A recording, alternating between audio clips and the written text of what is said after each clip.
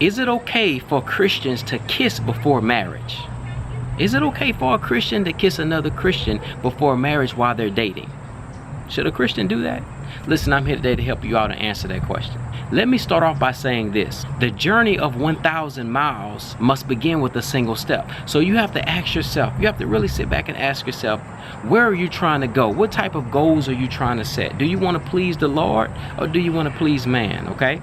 It all starts off with that. The journey of 1,000 miles must begin with a single step. So in your situation, if you want to know this answer, guess what? This video can help you on that path. In other words, think of this journey as a new path of 1,000 steps. And this video will be step number 1. So you will have momentum right after this video. You'll have a little more inspiration. You'll have more direction. And it'll be easier for you to continue on that path because I'm going to give you some really good points that will help keep you on track. Now, I also want to use this quote to let you know how things can quickly go in the wrong direction. In other words, like I just said, the journey of 1,000 miles must begin with a single step. With you kissing someone before marriage, that can put you on another road of 1,000 steps, okay? So here you got the good road and over here you have the bad road, right? Think about it like this. When you take that one step and let's say you kiss the person, right? Instantly on your mind is, okay, well, what's next? And it usually leads to people touching. Then what's next? Then what's next? In other words, by step number 22, y'all probably in each other's bedroom, right? Okay? So you have to understand how quickly that things can get out of hand. Listen, it only takes one spark to set a whole forest on fire. Right? If you see a forest that's burning, let's just say you're driving down the interstate, right? And you see a forest that's burning, don't think that some man just ran out there with a big gas can and he just intentionally set the whole forest on fire, right? No, it probably started with just a little single innocent spark, like this spark isn't gonna hurt anything. Or it may even been a man out there smoking a cigarette and he like, man, I don't feel like putting this cigarette out. Let me just pluck it over there, right? And next thing you know, he set the whole forest on fire. He didn't mean to set the forest on fire, but things quickly got out of hand. Why? Why? It was just innocent, right? So I'm challenging you today, listen, you have to set up barriers that will keep you in line. So the first thing that I want you to do, the very first thing I want you to do is to pray. You should be praying before you meet your partner. You should be praying as soon as you meet them. You should be praying after you meet them. And most importantly, listen, you should be praying to God every single day. And on top of that, you should be praying with your partner. So listen, I challenge you, that person that you are pursuing or you're dating or you're courting, get them to pray with you. Let them know what you expect. Let them know your goals. Let them know that you want to remain pure until marriage. Let them know that you want to please the Father. Nothing can be done without prayer because listen, whenever you pray, you let God in on the situation. What you will quickly find out is that prayer is your friend, okay? What you will quickly find out is that not a lot of people are cut out for it. Not a lot of people want to take that small road which leads to pleasing the Father. Not a lot of people want to set boundaries. Not a lot of people want to aim to be pure before marriage. Not a lot of people want to do that, okay? So it's best that you let your intentions be known from the get-go so you can scare off anybody who the enemy has sent your way. All right, once you let somebody know your standards, you let them know what you stand for, you let them know where it is that you're headed, a lot of people gonna run off. A lot of people gonna say, oh, you're too much of a Christian. Or they may say, well, you know, it doesn't take all that, okay? It doesn't take all that. Or some people may say, you know, you're too churchy or you're too religious or you're too into the whole God thing. Listen, let them talk. Right? That may be a good person, but that's not the one for you. If it is in God's will for you to be married, guess what? God will send you the one that is for you, that will be compatible. And guess what? Y'all will take off. You won't have to sit there and explain yourself 25 times of why you want to wait until marriage to kiss, or why you want to wait until marriage to have sex. You won't have to explain that 35 times, okay? The one that God has for you, listen, it will take off like a rocket. They'll be on the same mission, okay? That's not to say that y'all won't have to help each other, you know, along the way and encourage each other, but it will at least be somebody that's willing to step up and do that assignment. Because listen, the whole purpose of a relationship or a marriage or courting or dating is to glorify God, okay? It's to glorify God. Your eyes should be set on the Lord at all times. So everything that you do in life, you need to pray, especially when it comes to dating someone, okay? Number one, you should really ask the Lord, is this the right one? Ask the Lord to show you signs. Ask the Lord to give you a peace about it on your heart. Listen, in Matthew 14:38, it says, watch and pray, lest you enter into temptation. The spirit is ready, or the spirit is willing, but the flesh is weak. Okay, now what exactly does that mean? The spirit is willing. In other words, the spirit is like, yeah, I'm willing to do this. We can do that. No kissing before marriage? Absolutely. Like, let's go. Like, that's what your spirit is saying. Then on the other hand, you have your flesh that's like, man, I'm not going to be able to do this. And you know what? Your flesh is right, because you cannot do it without the Holy Spirit. You cannot do this without letting God in on it. So whenever you pray and you let God in on it, it becomes easier.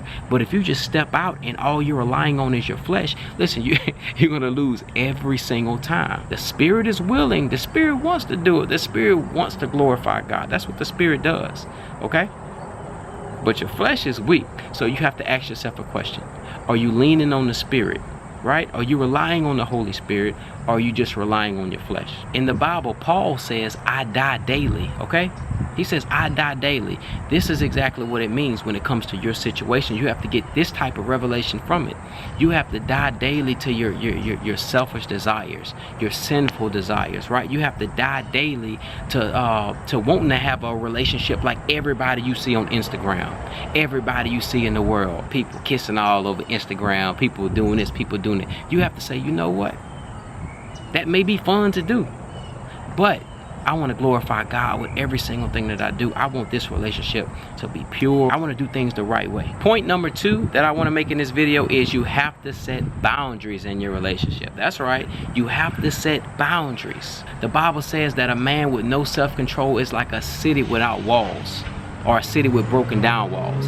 In other words, listen, if you do not have boundaries, right, anything goes. Think about it like this. They have a fence right there, right? Without that fence, I would have no boundaries. I could walk through the yard. I can do whatever I wanted to do. Dogs could come over here and bite me. A pit bull might come bite me in the middle of making this video. All right, anything could happen. But when there is a wall up, there is boundaries. That dog will walk up to the fence and say, I mean, I would like to bite him, but it's a big old fence right there. I'll go find somebody else, and he gonna turn around and go somewhere else. So this is exactly what I'm saying. When you set up boundaries, you have a higher percentage, right, to stay in line. You want to set yourself a curfew, or you want to give your relationship a curfew, right? There may be no reason that you and the person you're dating needs to be out at 2 or 3 o'clock in the morning. I mean, come on now, let's just be honest. What's going on at 2 or 3 o'clock in the morning? Y'all over there watching a movie, you in her bed watching a movie. Listen, who you think you're trying to fool? All right, you sure not fooling me. You may want to say, all right, this is the curfew, 9 o'clock p.m. If we go on a date, that's cool. We just have to be in by 9 o'clock p.m. Okay? That will in turn put a fence up, and you won't have to worry about any temptation beyond 9 o'clock p.m. because that's mainly when the temptation occurs the most, later on at night. But listen, if you build that fence up, you don't have to worry about the pit bull. You don't have to worry about fighting unnecessary battles, okay? Listen, you got to choose your battles in this world. But if you put your fence up, some battles you won't have to deal with. After 9 o'clock p.m., you'll be all right. You can go get your little snowball and go back home. Well, they don't sell snowballs that late, but you get what I'm saying. Point number 3 that I want to talk about is make your intentions known. Make your intentions known. Let that person know what the goal is, okay? Let them know where you're going. That's the first thing that people want to know whenever they meet each other. Like, where are you going? Like, in other words, what's your short-term goals? What's your long-term goals? Why are you doing this? Why are you doing that? Why are you working here? Why did you go to school? Why did you major in this? Oh, okay, why did you do this? Like, people want to get to know each other. So I'm challenging you, right? I'm challenging you in your relationship to talk to that person and let your intentions be known. Let them know what the goal is. Let them know that you really want to live for the Lord. You want to please the Lord in every single thing that you do. That doesn't mean that you're a perfect, 100% perfect person, right? But that doesn't mean you shouldn't try, okay? And to anybody out there watching this video, you may say, man, you know what? I done messed up in my relationship already. I mean, you know, like, we done did everything in the book already. We ain't married. We ain't engaged. I don't have no ring on my finger. We've done some wrong things. Listen, you can begin again. Listen, nobody can go back and make a brand new start. You cannot go back and make a brand new start, right? Nobody can go back and make a brand new start. But what you can do is begin again and create a brand new ending. Let today be a fresh start. Listen, call your partner on the phone, talk to him, the person you're courting or dating or whatever. Listen, get together with them. Go to a coffee shop and say, listen, you know what? I've been thinking, I think we need to start this thing all over again. I want to do things the right way. Yes, we've messed up in the past. Yes, we did some crazy things, right? But listen, today is a new day. And I guarantee you that if that is the person that God has for you, they will be willing to do that. And not only that, they'll be happy because guess what? You're being a leader, right? You're pulling them towards God, right? That's what it's all about. The person that you're with, either they're pulling you closer to God or they're pulling you away from God. Nobody stays in the middle, right? Nobody stays in the middle. Either you're going up or you're going down. So you have to examine yourself, examine your relationship, and don't forget to keep your eyes on your goal, okay? Now the question then becomes, what is your goal? Your goal, right, is not to kiss until marriage. That's what this video is. We could talk about a whole lot more things, but I just want to narrow it down to that simple topic for this video. The problem is not that people aim too high and miss, it's that people aim too low and hit. You want to aim high. If you aim high, you have a better chance of hitting something that's high. You have a better chance of hitting the target, right? If you have a BB gun and there's a squirrel way up there, if you aim high, you have a good chance of hitting it because the squirrel's up there high. But if you aim too low and you say, well, you know what? That's too hard to do, man. I can't hit that squirrel from way up here. So I'm going to just aim it low and I'm going to shoot that fence right there. Boom. You're gonna hit the fence because it's right there. It's a low target. Congratulations, you hit the fence, right?